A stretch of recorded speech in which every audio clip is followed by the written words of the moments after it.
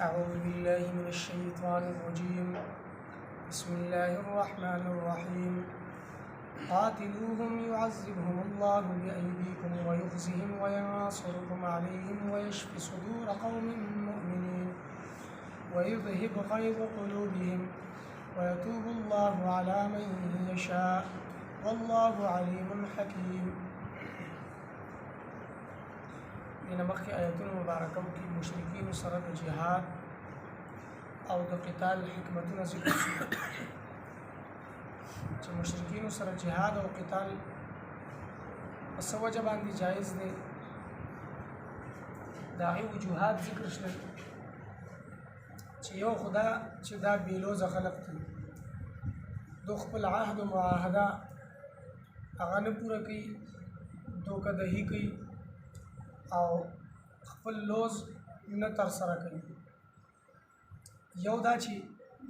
دوی په دین کې عیبونه لري، دین اسلام دا د عیب جن کولو کوشش کوي د دې دپاره چې خلق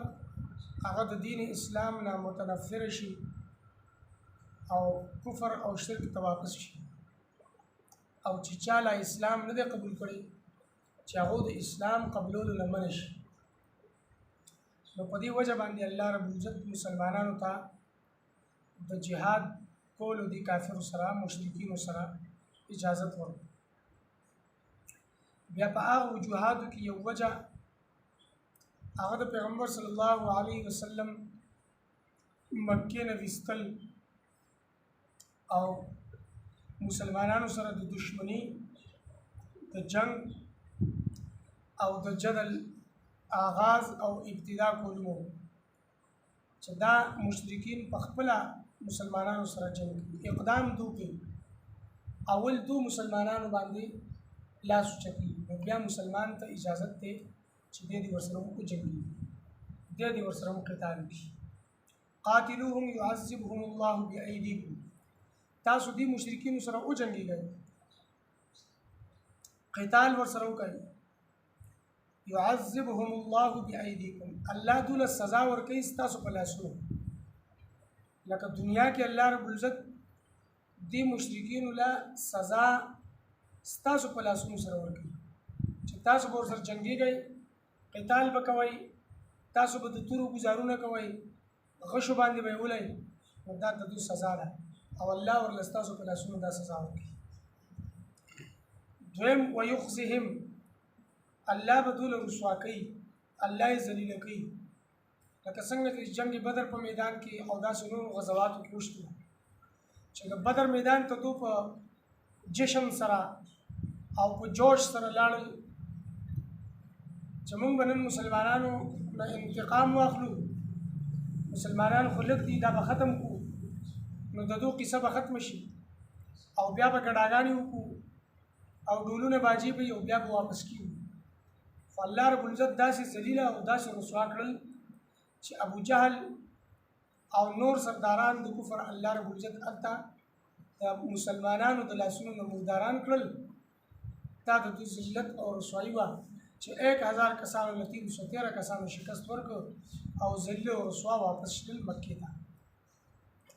ويخزهم، الله به ذلیل کوي. وینصرکم علیهم، الله به ستاسو مدد کوي په دوی باندې. د دوی خلاف چې کله تاسو جنګیږئ، تاسو قتال کوئ، نو الله به ستاسو مدد کوي او هغه مدد ظاهره ده چې په هر غزوې کې الله رب العزت د مسلمانانو کړی دی، امداد الله رب العزت کړی دی او د مسلمانانو مدد دپاره نصرت دپاره الله رب العزت فرشتي لیږل دي او فرشتي د مسلمانانو طرف نه جنګېدل دي. ویشفي صدور قوم مؤمنین، او دا شفا ده د سینو د مؤمنانو د هغه قوم چې ایمان راوړونکي دي. ځکه چې مسلمان کله د کافر د لاس نه تنګ شي، په تکلیف کې شي، نو بیا د مسلمان زړه غواړي چې دا کافر د دې اوولی شي، وټکولی شي او د دې ذلیل او رسوا شي. نو چې کله مسلمان هغه بیا کافر سره جنګیږي، کافر مغلوب شو، نو په دې باندې مسلمان هغه خوشحالیږي او د مسلمان په زړه کې چې کوم غیظ او غضب او کومه غصه وي نو هغه پې یخېږي ویذهب غیظ قلوبهم الله به د دې مسلمانانو غصه بوځي د دوی د زړونو غصه به بوځي ځکه چې په دوی باندې کافرو ظلمونه کړي او زیاتی کړي او تکلیفونه ورته رسولي مصائب یې پرې راوستي نو د دوی په زړونو کې خو غصه وه خو د دوی لاس نه برکېده د دې طاقت نه چې دو هغه نه خپل انتقام اخیستی وي الله رب العزت کافر مشرک دا د مسلمان د لاس نه به مغلوب کی شکست په الله رب العزت ورکی او د کافرو سرداران دا به ووژللی شي دا به مړه کړی شي نو په دې وجه باندې د مسلمان د زړه هغه غصه چې دا هغه به ختم شي غصه به یې یخه شي او زړه ته به یو قسم شفا حاصل شي ويتوب الله على من يشاء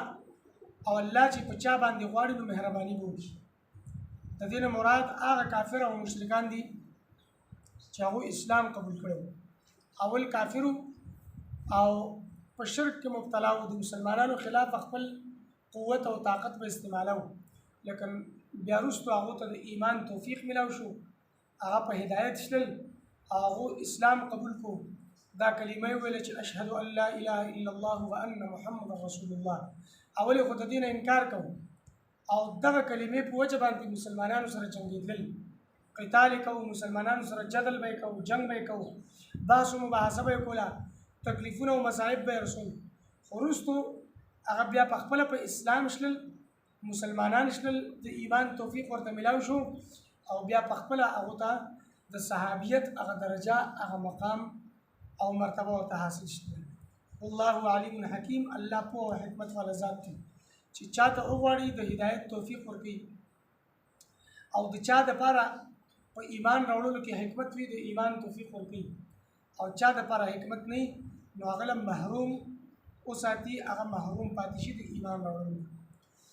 قاتلوهم يعذبهم الله او جنگي گئی دوی سره الله سزا ورکي دوی لا بأيديكم استاسو پلاسونو سره ويخزهم او الله دوی له ذلیل کوي وينصركم عليهم او الله مدد کوي استاسو د دوی خلاف لکه د کافرو خلاف الله استاسو مددگار دی ويشفي صدور قوم او شفا ورکي سینو دا قوم لره مؤمنین چې هغه ایمان راوړونکي دي ويذهب غيظ قلوبهم او بوزي غصه د زړونو د دوی ختمي چې کافر مغلوب شو شکست ورته ملاو شو او د مسلمانانو هغه انتقام ترې واخیستو نو غصه ختمه شوه ويتوب الله على من يشاء او الله مهرباني کوي په هغه چا باندې چې وي چې چاته وغواړي چاته چې الله وغواړي نو هغه له هدایت توفیق ورکړي او چې چاته وغواړي هغه ګمراه کړي او هغه ته د هدایت توفیق نه ورکوي والله علیم حکیم او الله رب العزت پوه او حکمت والا ذات دی